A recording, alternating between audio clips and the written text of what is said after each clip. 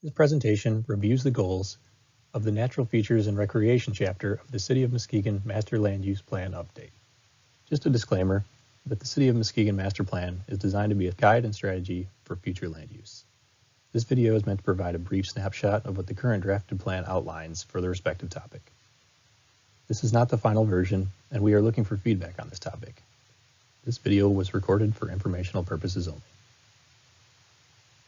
Citywide master plan initiatives include the following 4 topics, which are covered across all neighborhoods. Prior public engagement tied to the City of Muskegon Master Land Use Plan involves neighborhood association workshops held in spring of 2019.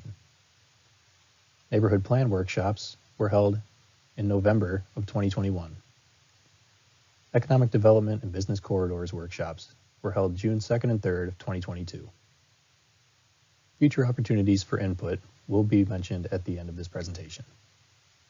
The first goal is to protect the quality of Muskegon Lake and its watershed. Muskegon has come a long way from the days of waterfront industry. Decades worth of zoning, economic development, and environmental policies and initiatives have resulted in the restoration of Muskegon Lake and its connecting watershed. Tens of millions of dollars were utilized to restore Muskegon Lake, resulting in its recent delisting as an area of concern.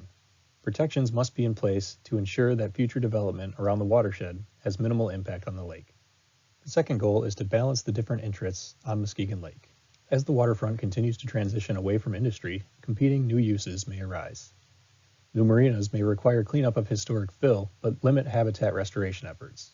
Concerns over the number of new boat slips and the level of enforcement of speed and noise ordinances on the water have led to questions of a cap on the number of boats in Muskegon Lake. Public access to the water and waterfront amenities is essential to ensuring Muskegon Lake continues to balance recreational opportunities for all.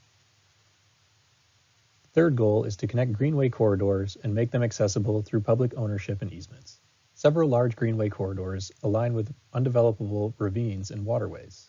Many of these areas are in close proximity to one another or to other natural areas like parks.